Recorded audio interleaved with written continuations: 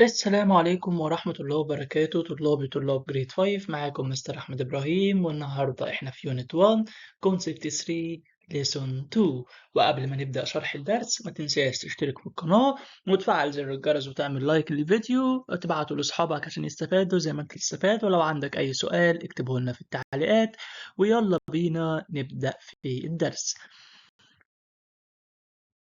زي ما خدنا قبل كده خدنا إن الطاقة اللي هي الإنرجي بتتنقل من أنيمال لأنيمال أو من أورجانيزم لأورجانيزم تاني ومن كائن لكائن لكائن لكائن.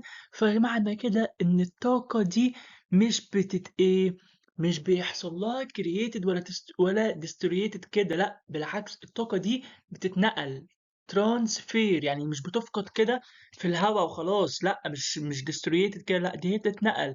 طب ازاي؟ أول حاجة المصدر بتاع الطاقة السورس بيكون مين؟ الصن. ماشي، بعد كده الصن دي بتنقل الطاقة then energy transfer to مين؟ البروديوسر اللي هو البلانت. بعد كده البلانت بيجي برايمري كونسومر ياكله، وبعد كده من برايمري كونسومر لسكندري كونسومر، ومن سكندري كونسومر لتتريشاي كونسومر. بعد كده التتريشاي كونسومر بيحصل له ايه؟ بيحصل له داي، بيموت. بعد كده بيجي الديكمبرسورز بتعمل ايه؟ convert them into simple substance، بتحول الكائنات اللي ميتة دي ل simple substance and return the energy back to the soil، وبتعيد الطاقة تاني للتربة. لو احنا مش فاهمين الحتة دي كنا واخدينها بالتفصيل قبل كده، تعالوا ناخد مثال عليها تاني ونفهمها مع بعض. اهو عندنا هنا الفود تشين، الطاقة هنا بتتنقل منين؟ من الصن تروح لمين؟ للبروديوسر اللي هو مين؟ اللي هو البلانت. بعد كده الطاقة تتنقل من البروديوسر لمين؟ للبرايمري كونسومر. ماشي، البرايمري كونسومر ده لما بياكل البلانت يبقى الطاقة اتنقلت من الشمس للبلانت ومن البلانت للبرايمري كونسومر. يجي حاجة تانية اللي هو السكندري كونسومر زي الفروج هنا ياكل البرايمري كونسومر، فالطاقة تتنقل من البرايمري كونسومر للسكندري كونسومر. بعد كده السكندري كونسومر ده يجيله تتريشاي كونسومر. ماشي، التتريشاي كونسومر ده او يعني يعتبر ده هنا في المثال ده المفروض ما نسموش تتريشاي كونسومر، ده تتريشاي اللي هو الفاينل كونسومر، ده هو ده تتريشاي، بس ما علينا يعني. اكل الفروج، الطاقه اتنقلت من الفروج للسناك. بعد كده بقى جت تتريشاي بقى الكونسومر بقى بتاعنا اكل السناك، هو ما لقاش حاجه تاكله. الهواك ده ما لقاش حاجه تاكله، قعد عايش عايش، بعد كده راح ايه؟ داي، مات. راح جت الديكومبيسورز دي زي الفنجاي والبكتيريا وكده، راحت عملت له ايه؟ ديكومبوزيشن، عملت له عمليه بقى ايه؟ اللي هي التحلل، حللته فرجعت الطاقه اللي كانت هو اخدها تاني للتربه، والتربه بقى تديها للنبات وهكذا. تمام. طب تعالى ناخد مثال اوضح، يلا بينا. اهو احنا قلنا ان مين هو المصدر اللي بتبدأ من عنده الطاقة؟ الصن. يبقى الصن ترانسفير انرجي تو بروديوسر. تمام، مين البروديوسر؟ اللي هم البلانت اهي زي ما الصورة مبينة. until it reach the decompressors as follows. اهو هنشوف بقى دلوقتي. اول حاجة اهو the sun is the main source of energy، هي المصدر الرئيسي للطاقة. بتوديها لمين؟ للبروديوسر اللي هم البلانت. مين البروديوسر؟ جرين بلانت. بعد كده مين بيجي ياكل البروديوسر؟ الرابت ده. مين الرابت ده؟ برايمري كونسومر.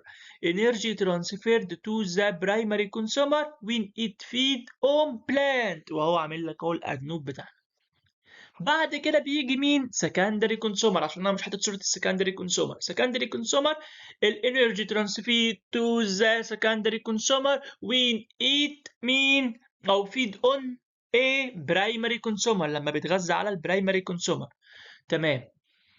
بعد كده بيجي مين بقى؟ بيجي هنا المفروض من السكندري كونسومر، يعني عشان صورة الأسد هنا المفروض تتري شاي كونسومر انرجي ترانسفيت تو تتري شاي كونسومر، او هنا لو سكندري كونسومر هي مكتوبه اهي وين ات فيد اون برايمري كونسومر. وهنا بقى التتري شاي كونسومر الاسد ده energy أو الليون ده energy transferred to تترشاي consumer when it feed on مين بقى؟ التترشاي بيتغذى على مين؟ على السكندري consumer.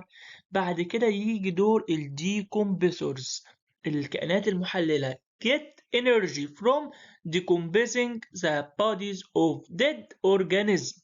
تمام، هي كده بتاكل bodies of dead organism اللي هي الأجسام بتاعت الكائنات الحية وبتحللها، بتاعت بقى الكائنات الميتة يعني وبتحللها.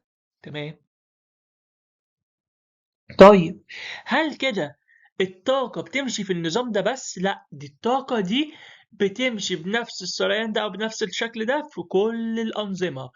The energy in overall remains as the same. ماشي؟ يبقى إيه؟ في كل السيستم بتمشي بنفس الطريقة مع اختلاف بقى إيه؟ الكائنات. طيب هل الانرجي بتتنقل بين مين؟ قلنا بين الليفنج اورجانيزم. طيب هل الانرجي لما بتتنقل بين الليفنج اورجانيزم اللي هي الكائنات الحيه بيجي بعد كده دور مين اللي دوره الاخير خالص اللي بيرجع الطاقه تاني؟ الديكمبرسورز. بتعمل ايه الديكمبرسورز؟ بتعمل الانرجي ايه؟ ريسايكل. بترجعها فين؟ back into to the ecosystem عشان هي بترجعها للتربة. طيب الانرجي transferred between living organisms. Most of the energy is recycled by decompressors back into the ecosystem. بعد كده هناخد مصطلح جديد معانا اسمه population، ونفرق ما بينه وبين pollution. خدنا الدرس الأولاني البوليوشن وكان اللي هو إيه؟ التلوث، لكن ده population. البوبيولوشن ده عبارة عن إيه؟ is the number of organisms of one type of species living in an area. يعني ده النمبر بتاع الاورجانيزم بتاع الكائنات دي اللي من نفس النوع type of species living in area وعايشة في منطقة معينة. تمام. طب ازاي افرق ما بين بوبيولوشن وبوليوشن؟ دي اهي ب2 بي، فعشان كده عندنا نمبر عدد كأننا بنعد البيات 1 2 1 2، فاربطها بكده. ماشي. طيب في فاكتورز بتأثر في البوبيولوشن، ايه هي؟ عندنا الانكريزنج والديكريزنج بتاع الاماونت اوف ووتر، نسبة المية، الكمية بتاعتها سواء زادت او قلت. وايه تاني؟ الديكريز temperature، درجة الحرارة. ايه ده؟ بتأثر اكيد. هو انا دلوقتي لو انا قاعد في مكان وراحت نسبة المية قلت، ان الكائنات اللي موجودة في المكان دي مش هتمشي؟ هتمشي، صح؟ هتمشي عشان تروح تدور على مكان تاني فيه مية. يعني مثلا كان في غابة كان قاعد فيها زرافة وفيل وأسد ونمر، وبقى فجأة مبقاش فيها مية، هيفضلوا قاعدين؟ لا، هيمشي يروحوا يدوروا على مكان تاني فيه مية. طيب التمبريتشر دلوقتي عندنا 10 غزلان قاعدين في مكان كده في الغابة، والمكان ده طراوة وكله شجر وجميل. مرة واحدة درجة الحرارة علت وبقى المكان ده حر قوي وبقى مش قادرين يستحملوا وخلاص وجات لهم ضربة شمس، هيفضلوا قاعدين؟ لا، هيتحركوا. يبقى التمبريتشر كمان بتتأثر. الكلايمت تشينج برضو التغيرات المناخية، يعني مرة قامت عاصفة، هواء، كل ده بيأثر. يبقى احنا كمان عندنا معلومة بتقول ان السبيشيز دي بتعتمد على سبيشيز كمان تانية. يعني انا دلوقتي لو عندي مثلا 10 غزلان او حبة غزلان قاعدين في غابة ومعاهم اسد او اسودة، الليونز دول بياكلوا مثلا بلاش الغزلان خلاص زهقنا منها. مثلا الليونز دول بياكلوا مثلا ايه؟ في مثلا رابت او بياكلوا جيراف، خلينا في الجيراف. فالليون الجيراف بقى خلاص مشت او اختفت لاي سبب من الاسباب. هل الليونز هيفضل قاعد؟ لا، هيمشي عشان هو معتمد على ان هو ياكل الجيراف وما لقاهاش، او مثلا زبرة وما لقاش الزبرة. تمام. يبقى all species depend on other species. في كتير من الانواع او كل الانواع بتعتمد على انواع تانية علشان تظل على قيد الحياة. اه يبقى increase or decrease in one species affect on population causing population change، تغيرات في البيبيولوشن. تمام. طب تعالى ناخد مثال، يلا بينا. عندنا اهو البيرد ده اهو، وعندنا المايكرو اورجانيزم ده، وده هنا بيعتبر بروديوسر. طب هل البيرد ده السي بيرد ده بياكل المايكرو اورجانيزم ده؟ لا، ده في معانا سمول فيش. يبقى المايكرو اورجانيزم اللي هو البروديوسر ده زي البلانت كده، السمول فيش بياكل المايكرو اورجانيزم ده، فالطاقه بتتنقل من هنا لهنا. والسمول فيش ده مين بياكله؟ السي بيردز. تمام. تعال نشوف مع بعضينا اهو. السي بيردز feed on small fish والسمول فيش feed on micro organism. يبقى السمول فيش بتاكل مين؟ المايكرو اورجانيزم. المايكرو اورجانيزم دي موجوده فين؟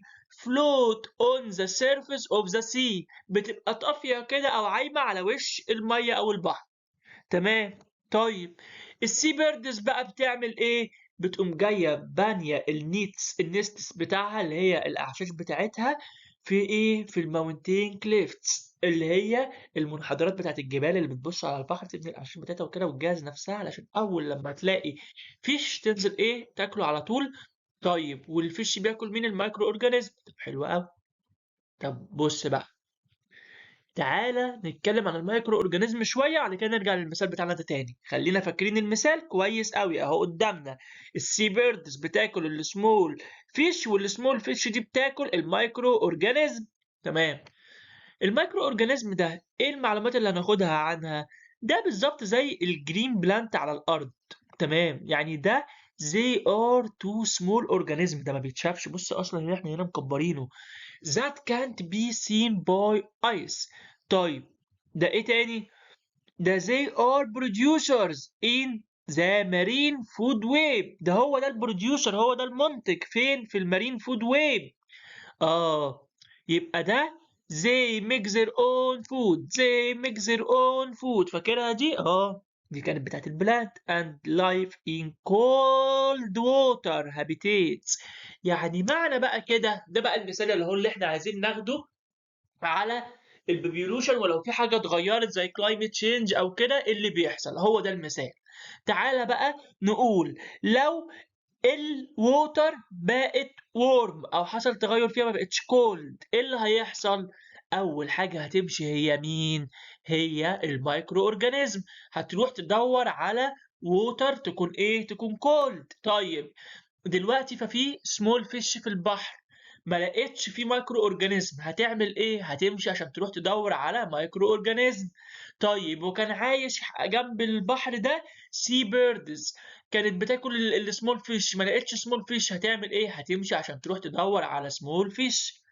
تمام. تعالى نشوف الكلام ده مع بعضينا اهو.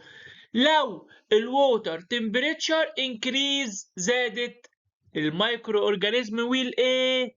موف تو فور سيرش او سيرش فور كولدر ووتر، عايزه تروح لووتر تكون ايه؟ كولد.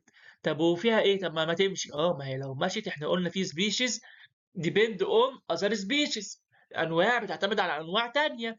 فكده السمول فيش search for مين؟ مايكرو organism that led to death of sea birds. السي بيردز لو ما مشيتش ايه اللي هيحصل؟ هتموت. تمام.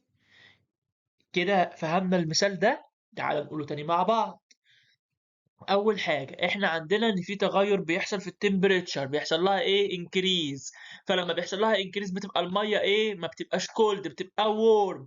فلما تبقى الميه وورم ايه اللي هيحصل؟ المايكرو اورجانيزم والموف. ليه هتعمل موف؟ ليه هتمشي؟